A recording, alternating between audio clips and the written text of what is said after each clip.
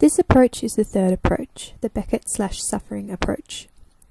This approach is inspired by Michael Fox's article, There's Our Catastrophe, Empathy, Sacrifice and the Staging of Suffering in Beckett's Theatre.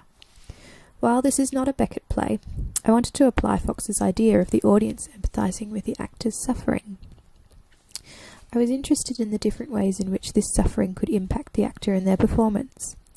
Fox is primarily interested in the empathy developed between audience and actor, but I want to know if this affects the relationship between actor and character/performance as well.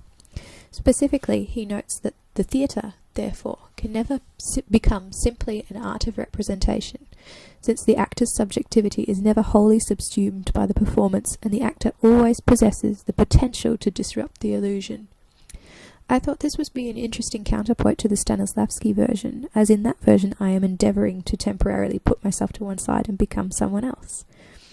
In this approach I'm using 2 paving stones, which weigh roughly 3 kilos each, held in each hand for 1 minute prior to delivering the monologue. I am holding my hands out to either side to symbolically represent the scales of justice. The stones are an external representation of Hermione's internal feelings. I will endeavour to keep my vocal delivery as neutral as possible and focus instead on maintaining the position of the paving stones.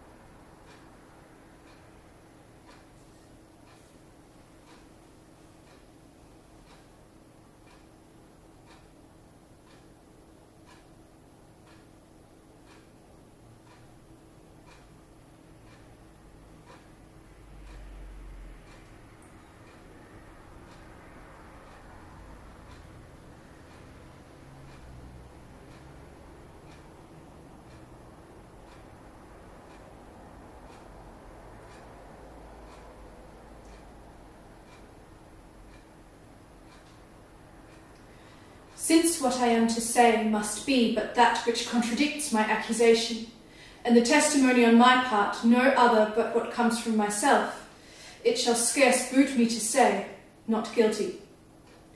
Mine integrity being counted falsehood shall, as I express it, be so received. But thus: if powers divine behold our human actions, as they do, I doubt not then but innocence shall make false accusation blush, and tyranny tremble at patience. You, my lord, best know, who least will seem to do so, my past life hath been as continent, as chaste, as true, as I am now unhappy, which is more than history can pattern, though designed and played to take spectators. For behold me, a fellow of the royal bed, who owe a moiety of the throne, the daughter to a great king, the mother to a hopeful prince, here standing to prate and to talk for life and honour for who please to come and hear. For life I prize it as I weigh grief, which I would spare.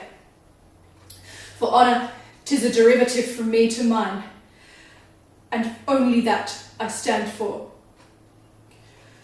I appeal to your own conscience, sir.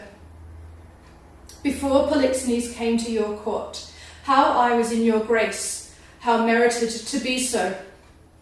Since he came, with what encounter so uncurrent I have strained to appear thus.